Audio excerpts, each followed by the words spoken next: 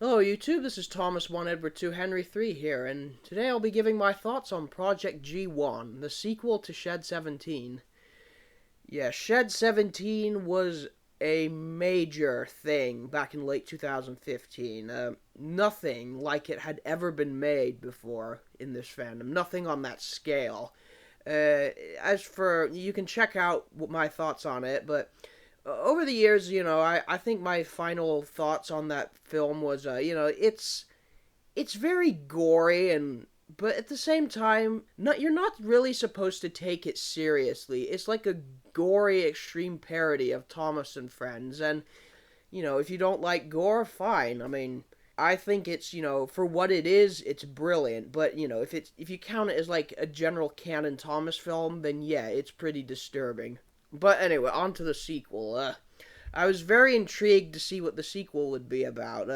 Paul uploaded trailers like very well in advance, like at least 2 years. I think the first one was Oliver versus Duck, Transformers style, and so I was very intrigued to see what the film would be about. And so as for the final product, well, how do I describe this? It's very good. Yeah, don't get me wrong, it's very good. But the thing about Shed 17 is Shed 17 was an experience, a very unknown, disturbing, graphic experience. And it's just nothing can really recreate watching Shed 17 for the first time. Because in the sequel, you already expect what's going to happen. There's going to be tons of over-the-top violence and gore and all that. Where the first one, you didn't know what the fuck it was doing. The thing about Shed 17 is that some of the moments were just so unexpected and over-the-top that, I was just laughing my ass off, like when Thomas gets hit by the train and, what else? Oh, and Edward whistles and then blood goes everywhere and just all the engines malfunctioning.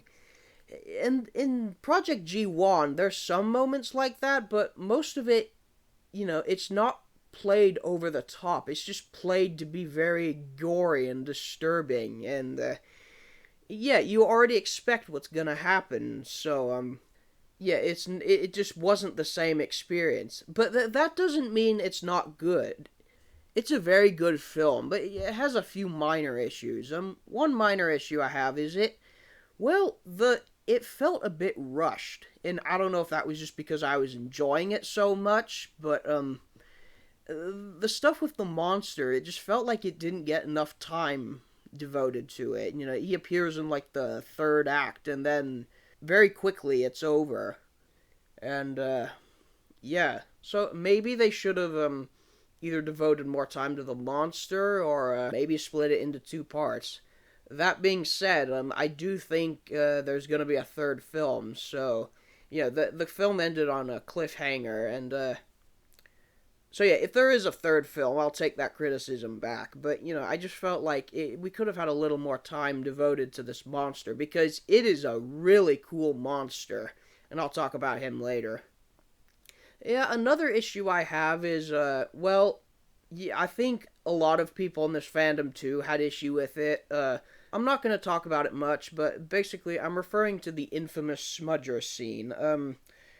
I know Paul did not intend for it to be what I thought it was, but, and I'm not blaming Paul, but, it really did look like it was what I thought it was, if you know what I mean. So I think, maybe just, edit that scene out or make it more clear that it's, something else. Because, I talked about this on Twitter, but, that's kind of stuff is, it's one thing if it's made in a YouTube poop, a funny joke, but I don't know, I just felt very uncomfortable at that scene. That's all I'm gonna say.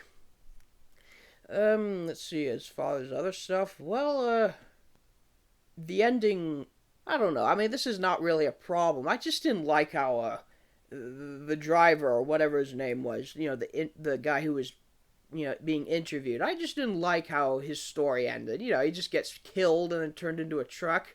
I mean, yeah, I guess a lot of people in that film have endings like that, but I don't know. He was such a likable character. Just such a shame to see him go that way. Yeah. So yeah, those are really the only issues I have with the film. What do I like about it?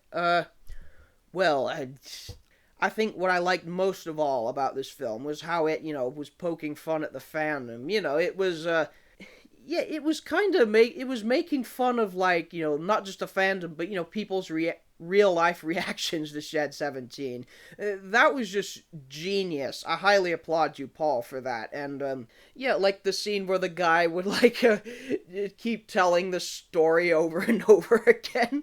That had me in stitches. And also with Vinnie Smith. That was a cool cameo, and people playing with trains as therapy. That was just pure gold, man.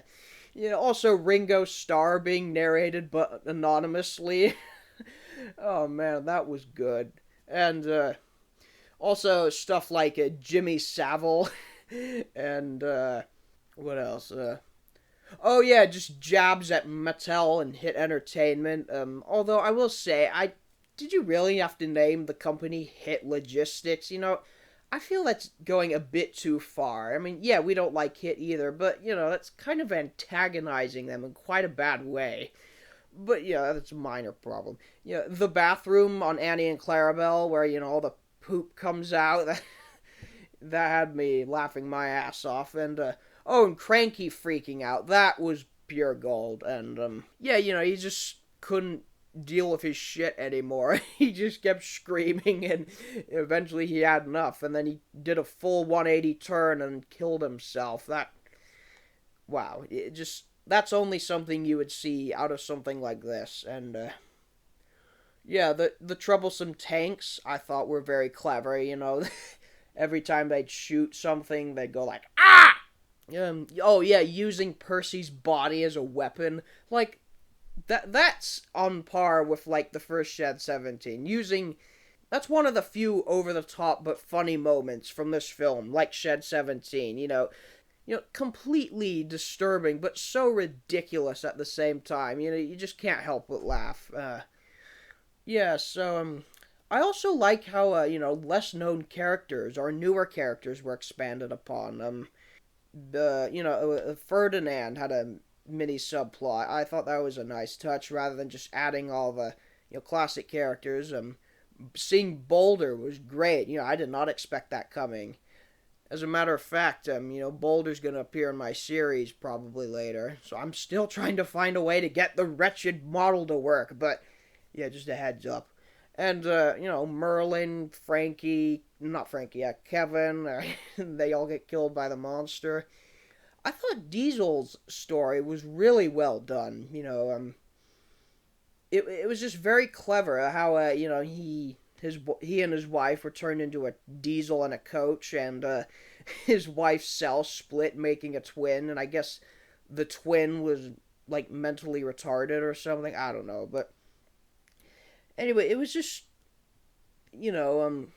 after, it's very clever how they utilize, the twins. One twin will feel what the other one is feeling, and, after Clarabelle dies, you really feel Diesel's pain and all that, which, again, you don't expect from a character like Devious Diesel.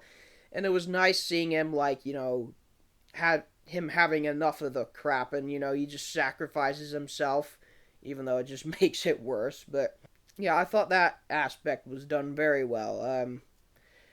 I will say, there are some really emotional moments in this scene. I mean, I don't cry in movies, ever, but the scene where, after, Thomas does, like, How to Train Your Dragon with, the Gordon monster, that's what I'm gonna call him. It's quite a touching scene, them bonding, that it's just completely ruined by them saying, like, fire! And then when the monster dies, it's really emotional. The music, all the footage, like, from something out of a Shed 17 sequel, I did not expect these, tearjerker moments, The music was just, I don't know what the music was, but it was just oh, it really gets you. And yeah, you just seeing Thomas, at the end was just, he's just such a broken character now. He's basically a man attached to a tank or something. It's just really sad. And yeah, that's one thing that I felt this Project G1 did better than Shed 17 was it had more emotional moments. Like the monster dying, yeah, Diesel's story. Yeah, so I was really impressed with that. The monster. I thought that was, even though it wasn't used as much as I wanted it to be, the plot with it was just amazing. It just makes sense. All this biofused mess, turns into this massive giant creature. It makes sense. That's the way it would go. And the animation with the monster is amazing. I don't know what program Paul uses, but there's no way I'd be able to, animate something that big. Well, I can't really animate anything anyway, but yeah, you know what I mean. Yeah, the animation was really well done. What else? The Diesel 10 cameo at the end was really unexpected. I thought that was really well done. Yeah, the animation on him was great too, and I found it interesting. I kind of liked how they actually made some scenes in the future, like Sodor becomes independent from the UK, and yeah, I thought that was a very nice touch rather than trying to cram everything into the current timeline. So yeah, that's pretty much all I can say on Project G1. Was it worth the wait? Yes, definitely. It had my main issue was, it's not really the fault of Paul, but it was inevitable that, again, Shed 17 was such a bizarre, unexpected experience, and you just can't really repeat that because you expect what's gonna happen. You're expecting all the gore and all that, and yeah, there was like the plot felt a little rushed, but at the same time, it's still a very damn good film. It's an excellent sequel. Definitely worth the wait. I'd give it a 8 out of 10. And so yeah, those are my thoughts on Project G1.